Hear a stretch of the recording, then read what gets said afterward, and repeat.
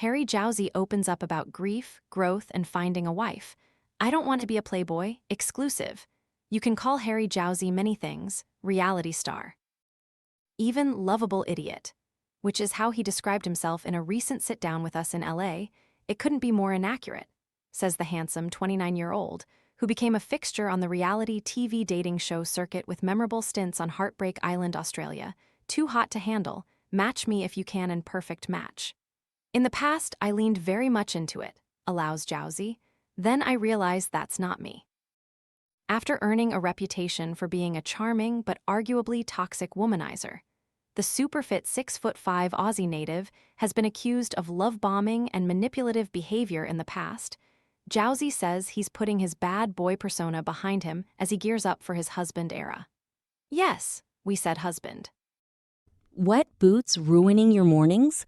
This silent, fanless dryer gently dries boots, shoes, and gloves overnight while helping reduce damp odors, so your gear is ready when you are. Want to get the best verified deal and see full details? Visit grabdeal.us/4 right now. I haven't always shown up in the most respectful ways, but I'm almost 30. You've got to wrap it up at some point, he says. Jowsey's putting his money where his mouth is with Let's Marry Harry, an 8-episode Bachelor-inspired Netflix series debuting Aug. 5, in which 3 of his closest confidants, good friends Sunny Henty and Amanda Klutz and ex Georgia Hasarati, help pick his potential future bride from a pool of 20 women, culminating in a wedding. At least, that's the plan. If you watch the show, you'll see I'm ready, he says, noting that his father's 2024 death from a terminal illness was a wake-up call. It made me pivot on who I want to be and who I want to present to the world. Of course, the odds of Jowsey retreating to the outback and quietly settling into married life are slim. His reality TV Playboy arc has propelled him to undeniable celebritydom. He launched his popular Boyfriend Material podcast in 2024, competed on season 32 of Dancing with the Stars, and currently has 4.7 million Instagram followers. He's also an entrepreneur and the co-founder of Pash, the skincare line he launched in May 2025, and has ambitions to conquer Hollywood. He's already had small roles in the Netflix rom-com The Wrong Paris and the drama Billy Knight. My biggest dream is to be a Will Ferrell or Kevin Hart, Jowsey tells us. Obviously, I'm not anywhere near as funny or talented, but I love making people happy. That's always been my purpose. First things first, why try to find a wife on a reality show? Why not meet someone at the grocery store? I could go on Raya or DM someone, but then I have the distractions of real life. On Let's Marry Harry, I'm locked in a house without my phone with these incredible women who signed up to marry me. They know everything about my life and they're like, I want to stand 10 toes down with this guy and do it on Netflix. Why would I say no to that? Some critics say you're not really ready to settle down and simply want more screen time. Unfortunately, my whole dating life has been on these shows, and there have been versions of myself that have been played up and exaggerated to get a reaction out of people so I could book the next show, right? But the best thing about that is you watch the show back a year later with everyone's thoughts and opinions. I'm grateful I made so many mistakes to learn from so I could become the best version of myself. When I started this experience, I was like, I'm not doing any of that. I want everyone to leave this with the best feeling ever. I understand the criticism and I'd probably join them, but if they see the show, they might have a different take. How did losing your dad change the way you feel about dating and love? Being with my dad as he passed and having a final conversation with him saying, I wish you could meet my children, was such a humanizing experience. I was like, this is something I've neglected and something I need to put energy and time into.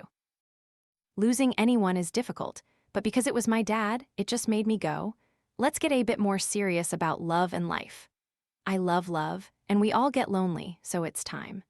I was happy to coast and do whatever, but seeing my sisters with their husbands being rock solid for them and their kids being the best distraction from the grief was special.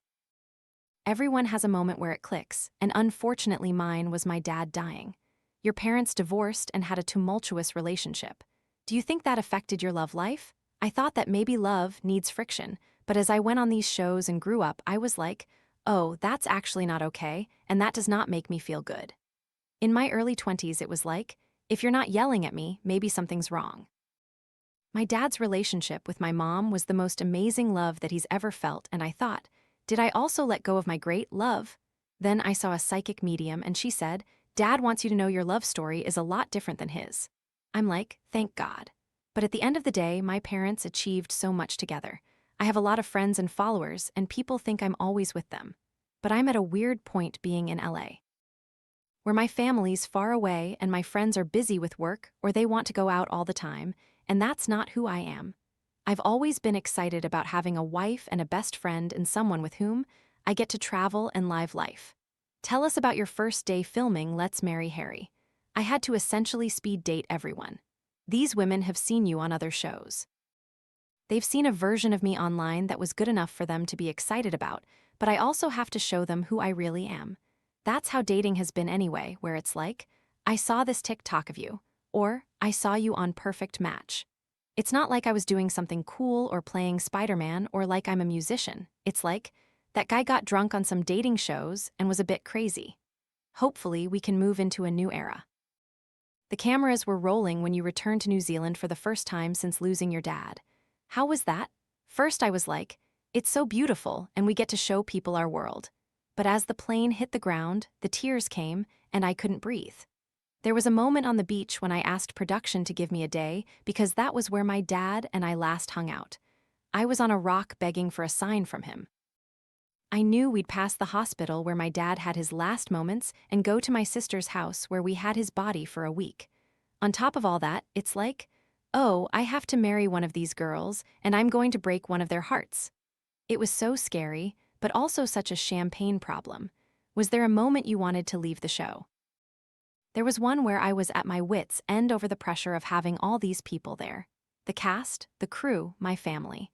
I've never introduced the world to my sisters or their kids because I don't want them to have to deal with the consequences of my career. Did this experience change the way you act in relationships?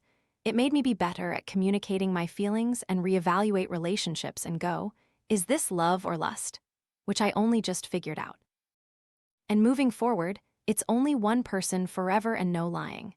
I haven't shown up in the most respectful way in the past, and a big part of that is me being flirty or saying crazy things to get a reaction. No being flirty and no being naughty. During one episode, you got upset after someone questioned if you were putting on a show for the cameras. In the past, that was correct. I was doing it for the camera. That was my job, to be on camera and be crazy. This is what my dad wanted, and I want to make him proud. I want to leave this experience with my person, ready to close this dating chapter and move into my family chapter. For someone to question that, I felt like I wasn't doing enough. I don't want to be an amplified version of myself. How did you feel about your friends deciding who stays and who goes? I was like, these are all great people. Let's just keep everyone and start a big family. 20 on 1, who wouldn't want that? Laughs, but I would have been even more confused without them. There were moments where I was like, I don't understand that decision, but I was also like, I trust you guys, and maybe you're seeing things that I'm not seeing. My brain is not as good as their 3 brains together. Tell us about your connection with Amanda Klutz. Amanda is one of the most incredible, powerful humans I've ever met. She navigates grief and talks about it with so much grace, and her son Elvis, 7, is the coolest kid ever. Klutz's husband, Broadway star Nick Cordero, passed away from COVID in 2020. If anyone ever meets Amanda, you want to be her best friend. I was like, I'm gonna be stuck by you forever because you're a big ball of golden light. You and Georgia broke up amid cheating allegations. How did she get involved in the show? When my dad had passed, she was one of the handful of people who reached out. And when we sat down again after all these years, we laughed about all the things that happened. Alex Cooper is an EP on this show, and you guys are close, and she's expecting her first child. Did you get Alex and her husband a gift? I haven't because I don't know what the gender is or when it's coming. Also, what do you get someone who has everything? Maybe I could get them a nanny, but I probably can't afford their nannies. There are definitely some intimate moments on the show. Did you set any limits for yourself with that? I didn't want to kiss everyone, but it's hard not to. After a little tequila, everyone's a bit flirty. One of the girls on Love Island, Kenzie Annies, said, a kiss is like a handshake, so that's the approach I'm taking. You talk about not wanting to love bomb any of the women. It's not love bombing if you continue to do it all the time, and that's how you're showing up. If there's no weight behind it and you're just saying stuff to hook up, that's the worst, and I've been very guilty of that in the past. It's not very nice to be intimate with someone and be like, I love you so much, and then say, I don't mean that, it just feels nice because we've had a couple tequilas. I was fully like, this is not who I want to be. What was your mindset toward the end of the show? During the final nights, I couldn't sleep. I didn't want to hurt anyone or break anyone's heart. I was like, this is meant to be the coolest thing ever, but it's at the expense of someone else. The younger version of myself would have been like, whatever, who cares? It was heavy. Your July 2023 episode of Call Her Daddy is called From F*** Boy to Marriage Material. How do you feel about the F-word label? It's an interesting part of my early 20s, and it's hard to not be branded as that because that's what I was doing. I realized people don't like that, and I get it, but it's also part of my history. If I was a straight arrow this whole time, how boring would that be? Making mistakes and correcting yourself creates the best life ever. I'm glad I was a naughty sausage in the past because it makes you a better sausage in the future. Is that the biggest misconception about you? You see these shows, and it's 10 minutes from 3 days of filming, and they want the juiciest, craziest stuff, and that's been the hardest thing to clear up like, oh no, that was cut or moved for the show. It's also my fault because if I didn't do or say stuff, they wouldn't have put it in. A lovable idiot is what I am at my core. I'm happiest when I'm around people I adore and having real-life experiences and traveling. But I could eat a sandwich from a Ruhin and be like, this is exactly what I need. Or I could have a good night's sleep and be like, wow, this is great. It changes every day.